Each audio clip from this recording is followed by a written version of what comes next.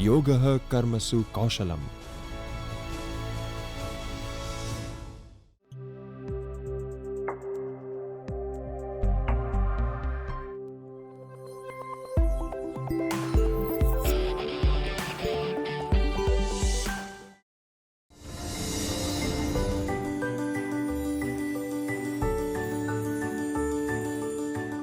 Hello friends, welcome to the session on contemporary issues, divisional performance measurement in responsibility accounting, transfer pricing.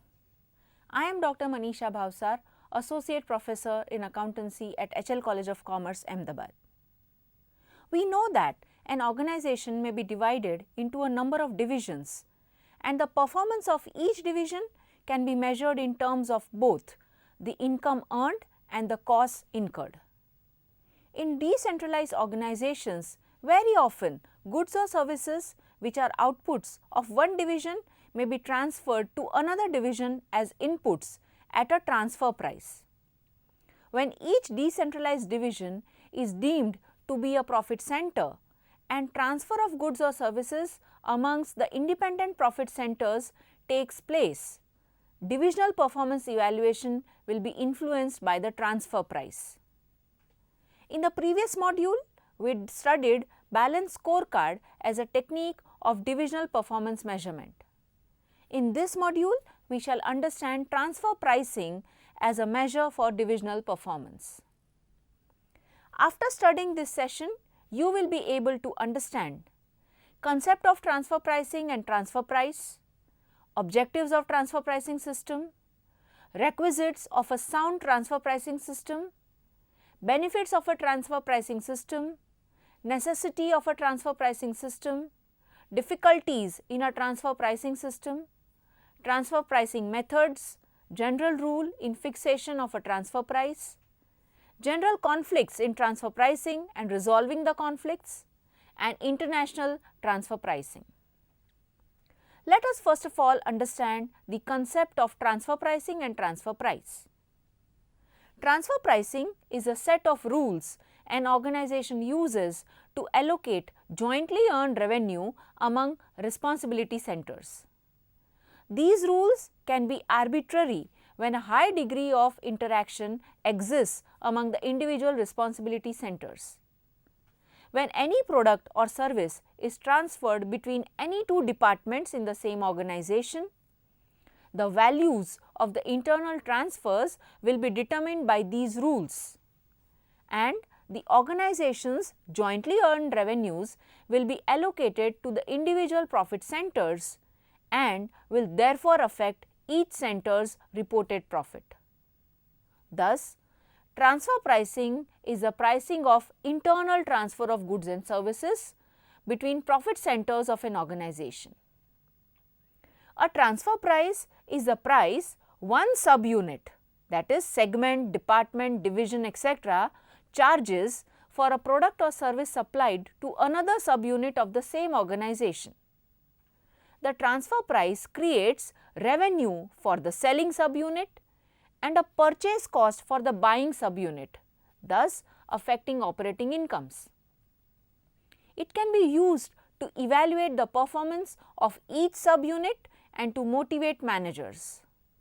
Ideally, the transfer prices should promote goal congruence between the profit center goal and the corporate goal, enable effective performance appraisal, maintain divisional autonomy, and also promote internal transfers rather than buying from outside. CIMA official terminology has defined transfer price as the price at which goods or services are transferred between different units of the same company. If those units are located within different countries, the term international transfer pricing is used. The extent to which the transfer price covers costs and contributes to profit is a matter of policy. A transfer price may, for example, be based upon marginal cost, full cost, market price or negotiation. Where the transferred products cross national boundaries, the transfer prices used may have to be agreed with the governments of the countries concerned. Let us now discuss the objectives of transfer pricing system. Transfer pricing is of particular importance in an organization as it improves decision making in a decentralized organization. The objectives of a transfer pricing system are to foster a commercial attitude in those who are responsible for the performance of profit centers. The emphasis is on improving the profitability position of the units. Second, to optimize the profit of the company over a given short period of time.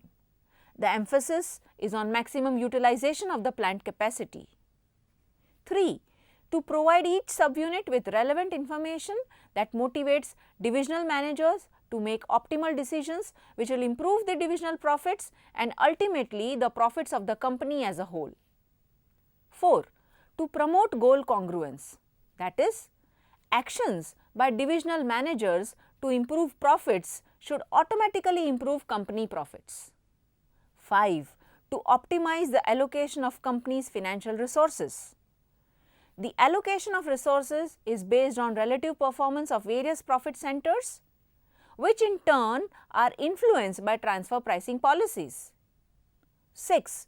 To enable divisional performance evaluation by compensating a division for benefits provided to other divisions and by charging it for benefits received from other divisions. 7. To motivate divisional managers to retain autonomy and to maximize the profitability of their divisions while acting in the best interest of the organization as a whole. 8. To estimate accurate earnings on proposed investment decisions. 9. To assist in decision making related to make or buy, sell a product or process it further, or choosing between alternative production methods. 10. To ensure minimum intervention by top management. And finally, to minimize overall tax burden in case of international transfer pricing. So, what are the requisites of a sound transfer pricing system? A transfer pricing system should be simple to understand and easy to operate. The system should provide adequate measures of profit for the division to ensure motivation for the divisional manager and his team. The transfer pricing should be goal congruent and should help to avoid dysfunctional decision making. The system should provide adequate information to senior management to be used for decision making and divisional performance evaluation. The system should enable fixation of fair transfer prices for the output transferred or service rendered. These transfer prices should be reviewed periodically as per changes in the demand and supply conditions in the market. A transfer pricing system should foster a healthy interdepartmental competitive spirit without needless arguments. Prolonged arguments between divisions should be discouraged. The division should have free access to various sources of market information, and the divisional manager should be given autonomy and freedom to sell in the open market. There should be a negotiation for transfer prices between the divisional managers of the selling division and the buying division, and these negotiations should be guided by predetermined rules. There should be a well laid down system of arbitration to resolve the differences, instead of having the need to seek the intervention of higher management time and again, involving wastage of resources. When transfer prices are based on market prices, long-term competitive and normal prices should be considered. And transfer pricing and arbitration ground rules should be reviewed periodically depending on changes in business conditions. Let us now look into the benefits of a transfer pricing system. It makes divisional performance evaluation easier. It develops healthy interdivisional competitive spirit. It makes management by exception possible. It promotes goal congruence and helps in coordination of divisional objectives in achieving organizational goals. It provides useful information to the top management in making policy decisions like expansion, subcontracting, closing down of a division, make or buy decisions, etc. It acts as a check on suppliers' prices. It fosters economic entity and free enterprises system. It helps in self-advancement, generates high productivity and encouragement to meet the competitive economy. It optimizes the allocation of companies' financial resources based on the relative performance of various profit centers, which in turn are influenced by transfer pricing policies. So, where is a transfer pricing system necessary? Transfer pricing policies are important in organizations which have, number 1, high volumes of inter-divisional sales. In a vertically integrated company, each division in succession may produce a component that is a necessary part of the product being created by the next division in line. Any incorrect transfer pricing under this scenario can cause considerable dysfunctional behavior. Number 2, high volumes of segment-specific sales. Even if a company as a whole does not transfer much products between its divisions, specific divisions or product lines within each division do depend on the accuracy of transfer pricing for selected products. High degree of organizational decentralization. When various divisions of the company are expected to operate as independently as possible, they are not motivated to work together unless the transfer prices used are set at levels that give them an economic incentive to do so. So, what are the difficulties in a transfer pricing system? An inefficient transfer pricing system can lead to suboptimal decisions, which may lead to inherent losses of significant propositions. The transfer pricing policy, therefore, should promote goal congruence and motivate divisional managers to take actions such that they not only improve divisional profits, but also the company profits. An error in transfer pricing may have considerable impact on divisional profits and morale of the concerned divisional manager and his team. Hence, the transfer price should represent a fair value of goods or services being provided, as it will affect the divisional performance evaluation. An imposed unfair transfer price can lead to behavioral problems, resentment, hostility and loss of motivation, thus nullifying the benefits of a decentralized divisional structure.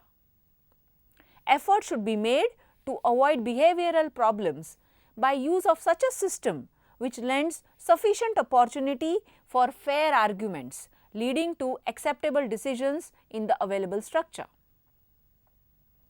A bad transfer pricing policy can give rise to interdivisional conflicts, which can be expensive in terms of loss of resources and time taken in arbitration between the divisions. The problem can be mitigated by including through foresightedness clear instructions in the system relating to different situations which may arise between the transferor division and the transferee division. Friends, let us now understand various transfer pricing methods. The methods of pricing usually employed in industry where goods or services are transferred from one unit to another can be broadly classified under 3 categories: cost-based transfer pricing, market-based transfer pricing and negotiated transfer pricing. However, 2 other methods of transfer pricing are dual transfer pricing and opportunity cost-based transfer pricing. Let us first see cost-based transfer pricing. The top management may choose a transfer price based on costs of producing the product in question. This is especially helpful when market prices are unavailable, inappropriate or too costly to obtain. For example, when the product may be a specialized one or when the internal product may be different from the products available externally in terms of quality and customer service. The variants for such cost based transfer pricing are actual cost of production. This is the simplest method of transfer pricing in which the transfer price is determined on the basis of the cost of production arrived as in the traditional method of valuation of inventory. The purpose is to meet the demand of the user unit. Under this method, it is difficult to measure the performance of each profit center.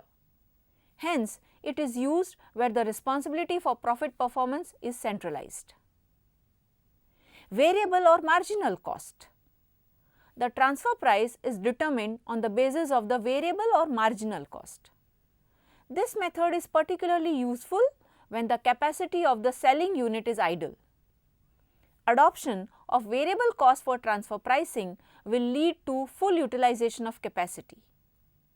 This method is used when improving overall profitability of the company is the main objective. However, it is difficult to calculate the variable or marginal cost due to unavailability of precise information. Moreover, the selling unit will be reluctant as there is no incentive to produce additional units. Full cost. The transfer price is inclusive of not only the actual cost of production, but also the expenses incurred towards administration, selling and distribution by the selling unit. The selling unit thereby can recover full cost of the goods transferred. However, measurement of divisional profit is not possible under this method. Full cost plus markup. The transfer price charged by the selling unit comprises of the full cost of sales plus some markup or an allowance for profit. This allowance is either expressed as a percentage of capital employed or cost of sales. Under this method, profit performance of each unit is measurable and the efficiency can be reasonably determined. However, the profit margin added is decided on an arbitrary basis. At times, the user unit is penalized for the inefficiency of the selling unit by way of high transfer price. Standard cost. The transfer price is based on a standard cost, which is predetermined based on scientific analysis and management's view of efficient operations and relevant expenditure. The variances from standard cost are normally absorbed by the selling unit, but it sometimes transferred to the user unit. Inventories are carried both by the selling unit and the user unit at standard cost. Once the standards are properly set, operation of this system is simple. However, the responsibility of profit performance is centralized. It is not possible to measure the profit performance of each unit. Standard cost plus lump sum. The goods or services are transferred from the selling unit to the buying unit at standard variable costs. In addition, a predetermined lump sum charge towards fixed cost plus a lump sum profit is added back to the revenues of the selling unit on a monthly or annual basis. This lump sum amount is calculated based on expected long run transactions between the two units. Let us now understand market based transfer pricing. The top management may choose to use as the transfer price the market price of a similar product or service prevailing in a competitive market, or the external price that a subunit charges to outside customers. The market price is not significantly affected by the unilateral action of any one buyer or seller. The normal market price is determined by the forces of demand and supply in the long run. Any profit resulting in this method, therefore, is a good measure of overall efficiency of various units. Thus, Market-based transfer price acts as a good incentive for efficient production to the selling unit, and any inefficiency in production and excessive cost will not be passed to the user unit. Competitive market prices also provide a reliable measure of divisional income as they are established independently. However, the main difficulty in this method is the identification of an appropriate market price, because it is possible that the prices in the open market vary between suppliers due to special or quantity discounts offered, extent of after sale services provided, delivery expenses charged, or even due to distress pricing by sellers who have an inventory pile-up. So, what are the advantages of market-based transfer pricing? Market price truly represents opportunity costs. Actual historical costs fluctuate from time to time and are not readily available, whereas market prices are easily available. The current performance of both the selling and the user units can be assessed in the light of currently existing conditions. Variances between current and predicted prices provide useful control data. Let us now see the limitations of market-based transfer pricing. The market price fails to become opportunity cost when the company is the price leader or a monopolist. There could be different interpretations of the term market price, namely ex factory price, wholesale price, consumer price, etc. Market price includes selling and distribution costs also, which are not incurred at all in inter-unit transfers, and so market price will not be a satisfactory measure in fixing transfer price. When the production is for captive consumption, or when no market price prevails for intermediate and semi-finished products, it would be difficult to fix the transfer price. If the price is fixed based on market reports, it may be inaccurate. Market information may not be readily available at times, and so additional costs may have to be incurred to obtain such information. When market price fluctuates from time to time or during inflationary times, the market price would not be a good basis to fix transfer price due to frequent changes in the price. Friends, let us now understand negotiated transfer pricing. The subunits of a company are free to negotiate the transfer price between themselves and then decide whether to buy and sell internally or to deal with outside parties.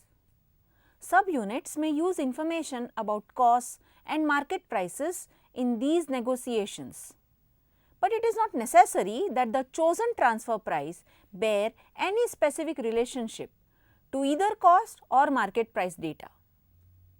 Negotiated transfer prices are often employed when market prices are volatile and change occurs constantly. The negotiated transfer price is the outcome of a bargaining process between the selling and the buying unit. Under this method, the divisional managers involved act much like managers of independent companies negotiating deals with outsiders. The divisional managers have the freedom to negotiate or bargain to determine a competitive transfer price, so that none of them has an undue advantage over the other. They also have the freedom to go outside if the internal transfer price is not acceptable to them. Especially when the market prices are lower, the user or the buying unit may be tempted to purchase from outside, and when the market prices are higher, the selling unit may be tempted to sell outside. This may affect the overall profitability of the organization. However, the top management may impose restrictions on the external purchase or sale in order to avoid any reduction in the overall profit of the company. So, what are the limitations of negotiated transfer pricing? A system of negotiated transfer prices develops a business-like attitude amongst various divisions of a company. This attitude may tempt the divisional managers to sell their output to outside parties or purchase their requirements from outside sources, even by ignoring the overall interest of the company. Agreed transfer price between divisions of a company depends on the negotiating skills and bargaining power of the managers involved. This may lead to incorrect fixation of transfer price and will distort the divisional performance of the weak manager. Negotiating the transfer price is a time-consuming exercise for the divisional managers involved and requires both divisions to spend a lot of resources. Moreover, negotiations may be affected by personal biases or access to confidential information. Negotiations may lead to conflicts between the divisions of a company, and resolution of such disputes may require a lot of time and efforts of the top management. We shall now understand dual transfer pricing. There is seldom a single transfer price that simultaneously meets the criteria of goal congruence, management effort, divisional performance evaluation, and divisional autonomy. As a result, companies may choose to use a dual transfer pricing arrangement, which may provide for different transfer prices for the selling and the buying units. The selling unit may be allowed to record the transfer of goods or services at one price, say the market price, whereas the buying unit may record the transfer at another price, say a cost-based price. Such an arrangement provides a profit margin on the goods transferred for the selling unit, thus helping in divisional performance measurement.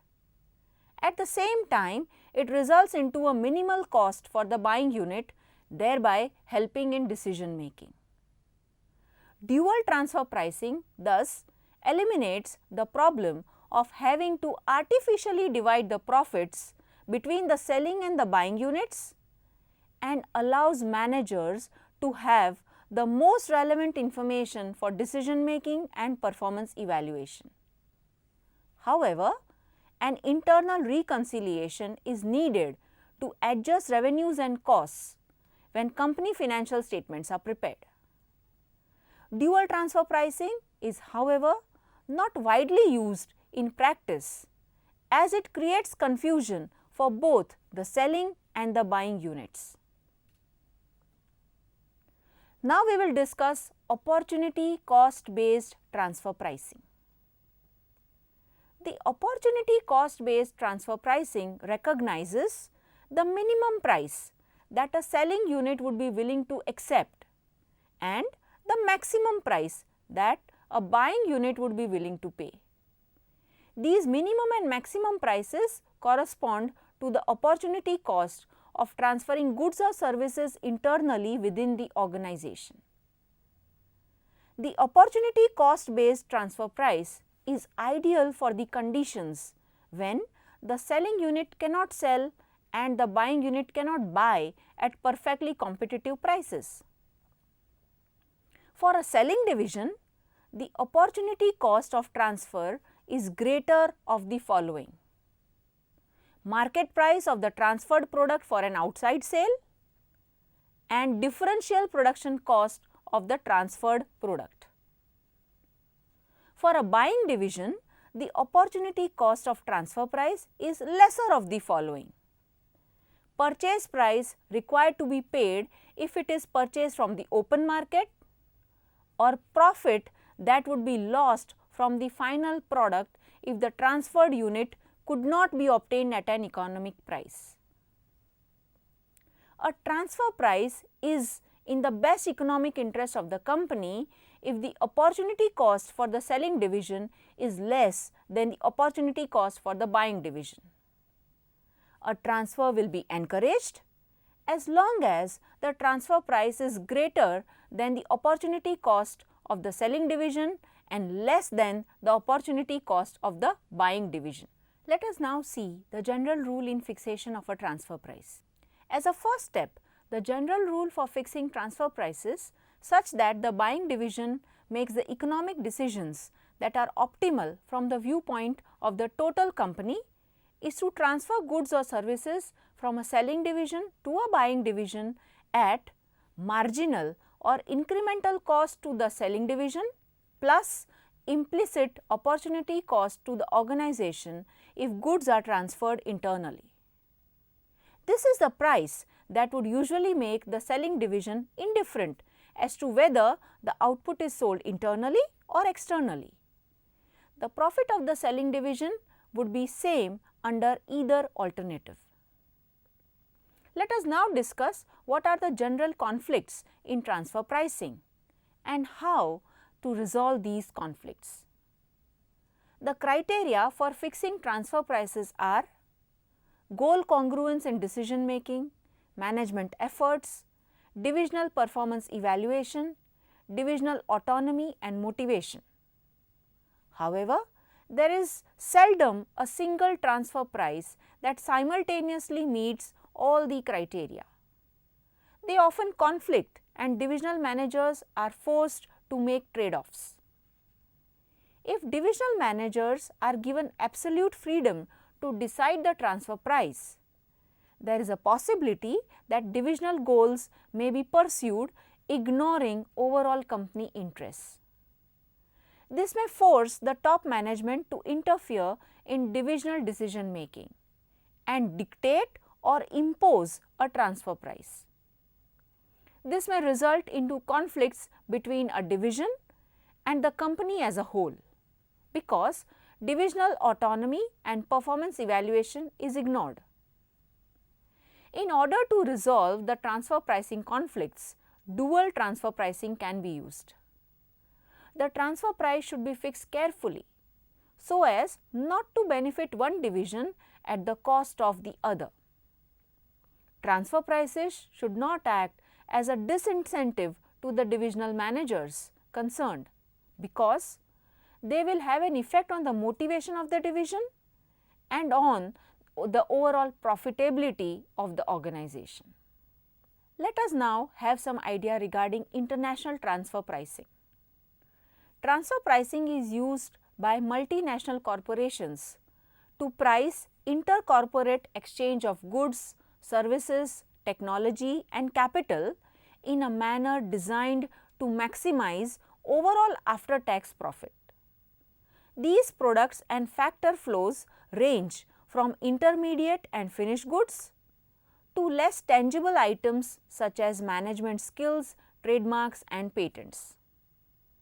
When such transfers take place across national frontiers, new considerations which can have a major impact on total corporate profit arise. Some of them are: first, financial aspects. The transfer price between nations can be manipulated to minimize tax or minimize import duty liability or transfer funds. For example, transferring products into high duty countries at artificially low prices to pay low duties, transferring products into high tax countries at high transfer prices to eliminate profits there and thereby transfer profits to low tax countries, etc. Second, strategic aspects.